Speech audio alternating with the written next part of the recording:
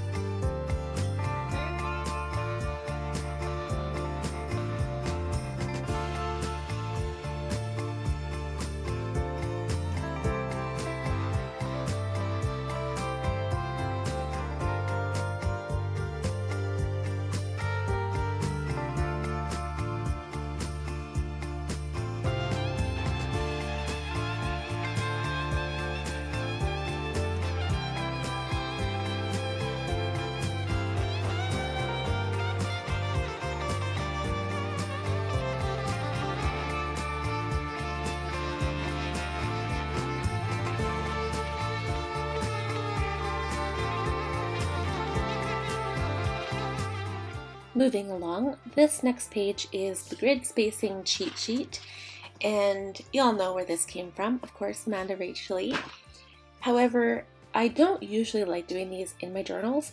The only reason I'm doing one now is because this is the first time I'm using a B5 notebook and I just need time to get used to the sizing. So my next B5 I probably won't, because I'll know how many lines and spaces that will be in this notebook. So because it's going to take some time to get used to it, that's why it's in here.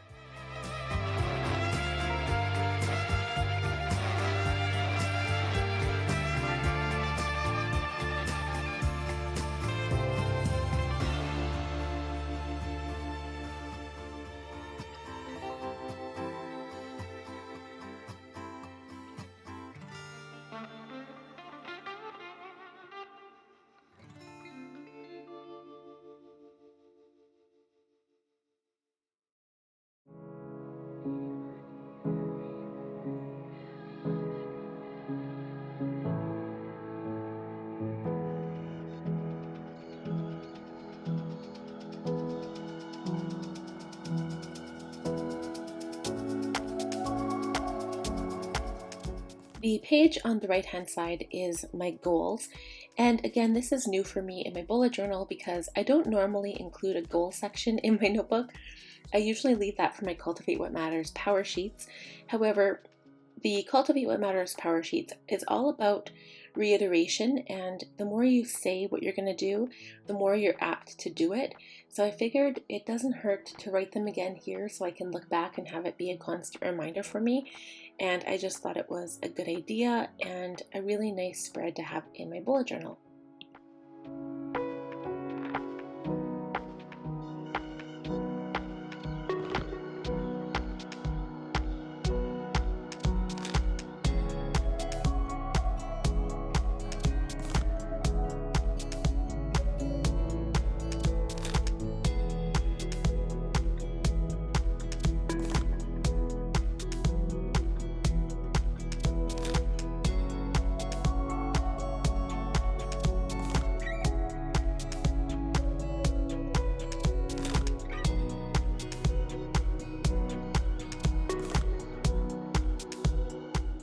So this next spread is called the date book. So I think what I've done here is pretty much taken 2 or 3 different ideas and kind of mushed it all into one. So first of all, I got rid of a future log the way that people are used to seeing a future log, and technically this is the future log. And all I've really done here is I've taken the year at a glance and I've kind of condensed it into 6 months, because for me a notebook is only about 3 months, and it just doesn't make sense for me to write out all these little calendars for the whole year in a notebook because I go through them so quickly. So here I've written 6 little calendars, and this gives me the opportunity to kind of see ahead 6 months at a time. And then underneath I've decided to write the days 1 to 30 or 1 to 31, etc.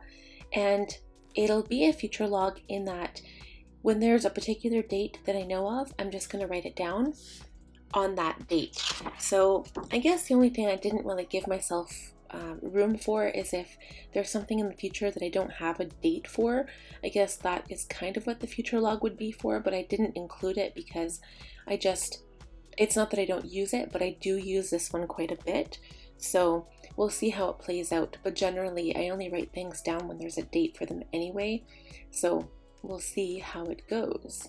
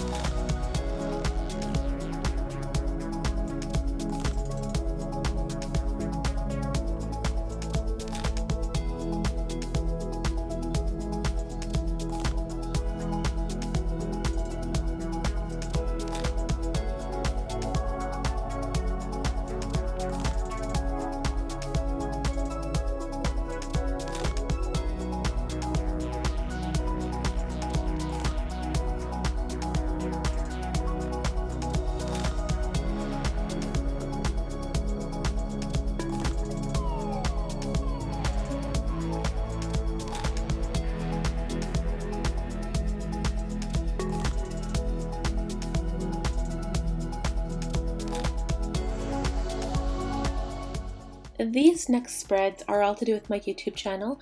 The first one is my YouTube Milestones page. So this is just where I track all of my stats and basically for the entire length of a journal. And the next page I want to do something new and create a graph style chart that will just track my YouTube growth with subscribers over the past year or so.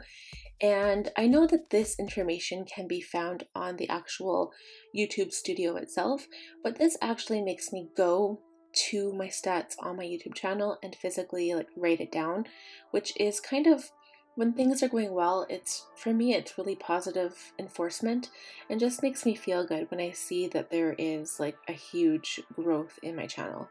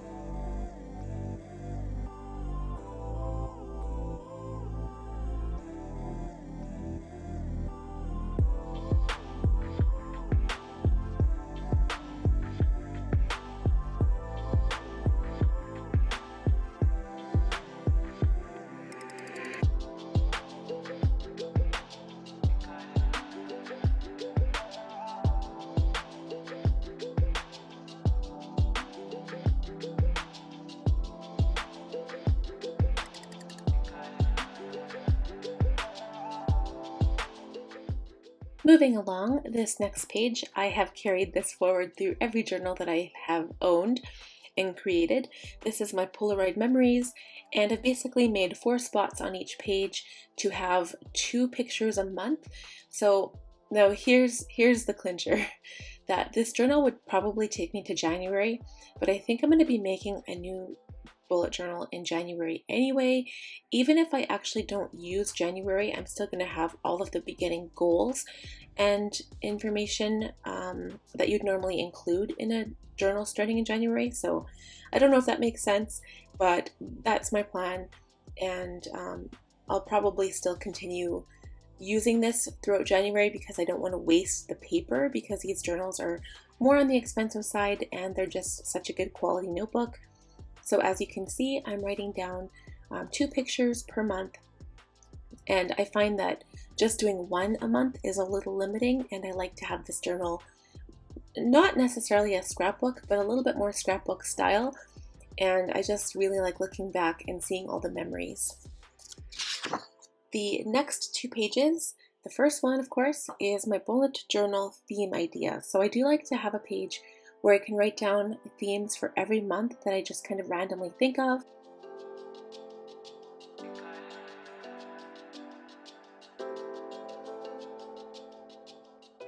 And the next page is an inspiration board, which is also new to me. So most of the time in the past, I would just browse Pinterest or Instagram or YouTube and kind of come up with ideas on my own, if that makes sense. But I thought it would be nice to have an actual physical place to put pictures and maybe do some scrapbooking and overlapping and just have it look really cool in my journal. This next page is a typical week and a typical day. So I've never had one of these before, but since my son has started school and I have a 4-month-old now, and of course babies need routine, and I guess that's debatable, but I've been trying to get into a routine with my baby, and I thought that this spread would come in handy right now. And I'm doing it at the beginning of my journal because I don't know if it's going to change that much over the course of a few months. So I figured for now, it'll work for the next 3 or 4 months.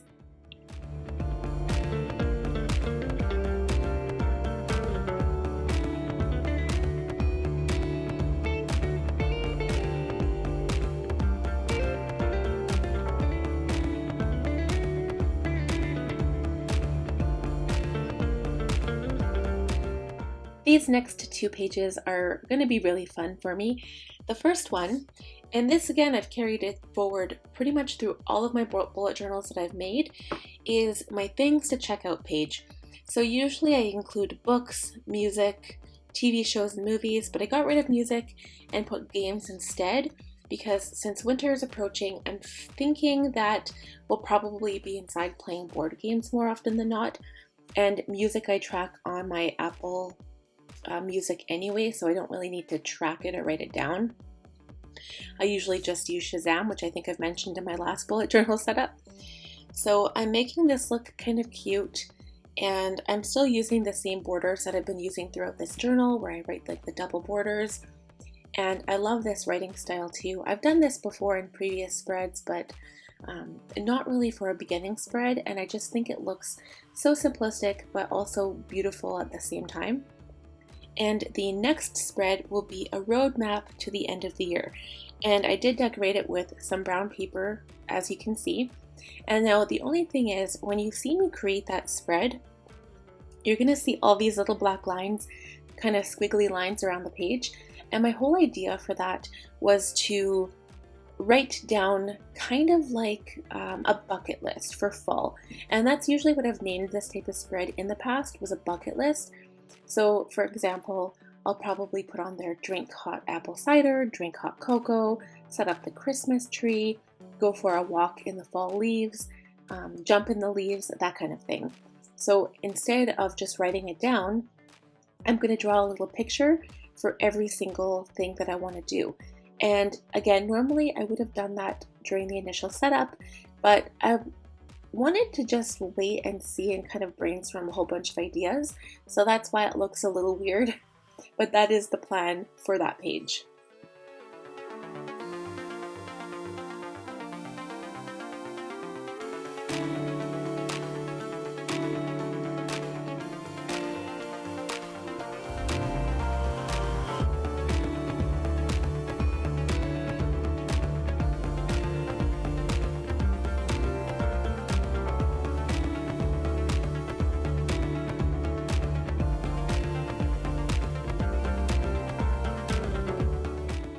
This next spread is my health tracker page. The left side, I like to always keep track of my weight on a yearly basis, so I can see the grand scheme of things, where things are going with that. And on the right hand side, I'm actually making a period tracker. So of course, this might be TMI, I'm sorry folks, but this is what my life is all about right now, and my baby is here, and along with it, something else. So I saw this on Instagram, I believe. Again, I'll leave the link or the person that I got this from down below.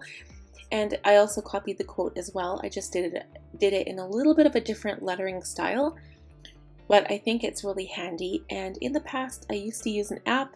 I think it was PinkPad, and for some reason they deleted it. So I'm just going to track it in my bullet journal.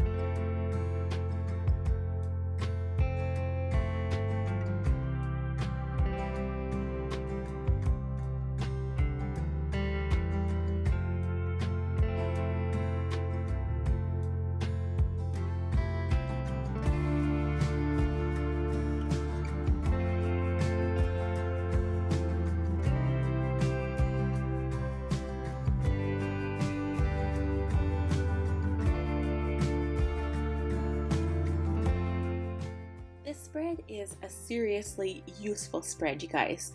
So before, what I would do to track my video progress was write down the physical title of the video every single week.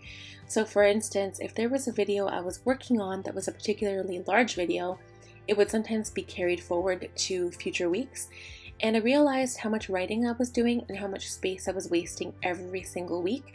So I saw this idea online. It's called a video Kanban. And I think Kanban just means like an organization system. So I've come up with my own kind of, titles on the left-hand side. So I've got plan, film, upload, edit, voiceover, upload and description, and scheduled. And then I can take some tabs, like I'll show here, write down the name of the video, and then move it from section to section based on where I'm at in the video process. So that is going to change the way I track everything, and I'm so happy I came across that. The next couple of pages, you'll see me cutting the pages of my journal to make a Dutch door spread. There's actually a few of them, but don't be alarmed, guys. I saw this online as well. Again, I'll leave the link down below.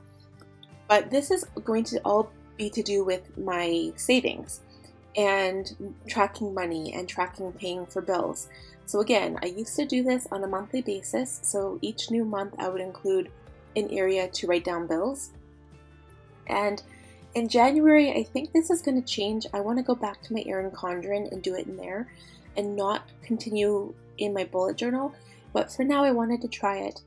I wanted to have a whole section right at the beginning of my journal for this, so I know where to find it and I don't have to flip within 1 month all the time. So I've got many different sections in here. The left side of the Dutch door is savings goals for October, November, and December. And of course, those are the months that are closest at the beginning of this journal. And then on the middle part of the Dutch door, I have October bills. So literally I'll list all of the bills I need to pay on the left side. And then the bill paid checklist is something I got from a Happy Planner spread. And you just write down all the names of the bills that you have just to make sure that you're not missing any. And for people who honestly don't have that many bills, it's kind of pointless and it's not really worth your time to make a spread like this. But for someone who has a lot of things to kind of keep track of and pay for, someone using this as a bullet journal for school, for instance, like if you've got student loans that you're trying to keep track of a budget, this would be really good for that. Or even if you're using it as a work journal and you want to keep track of expenses for work. So either or, those couple of purposes that I mentioned would be perfect for this type of spread. So you'll be able to see the next few spreads. I just go ahead and do November, December, and January, and then it doesn't start to change until after January.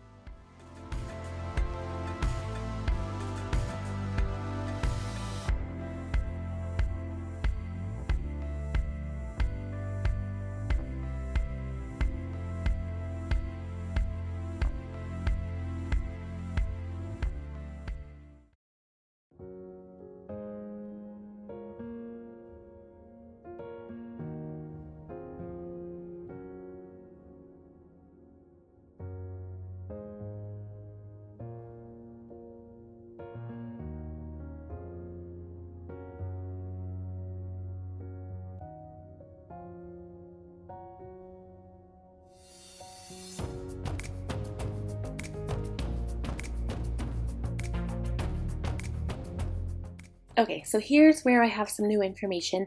It says big items to save for, and I've got item number 1, item number 2, and item number 3. So technically this would be under savings goals on the left hand side, but that side I want to use to actually track how much money I can put away for savings each week or each month, and the items that are like larger items that I need to actually save for, I want to write down, you know, the item itself, the plan to get said item. There's a couple of things like a new fridge, maybe a new couch, so bigger things that I don't want to just go and get a credit card from the store. I actually want to like save up for it and like give them cash. And then on the right side of this page, I wrote a little quote by Karen Salmonson, and it says, "Stuck between I need to save money and you only live once." So this is the perfect quote because I think that's kind of what savings is all about, is that you're saving for a purpose. So whether that's for retirement or for getting something that you've wanted for a really long time or whatever it is, but this is the perfect quote for me. So underneath, I continued with the savings goals for January, February, and March because they're so far in the future. And on the right-hand side, I've included account balances for the next upcoming months. So that concludes this initial bullet journal setup. And I guess really I should have called this video "Moving into a New Bullet Journal" because I just move into them so quickly. But I hope you guys enjoyed this video. If you did, please give it a big thumbs up. If you're new here, I'd love if you subscribed, and don't forget to click the bell notification so you'll be notified every time I upload a new video.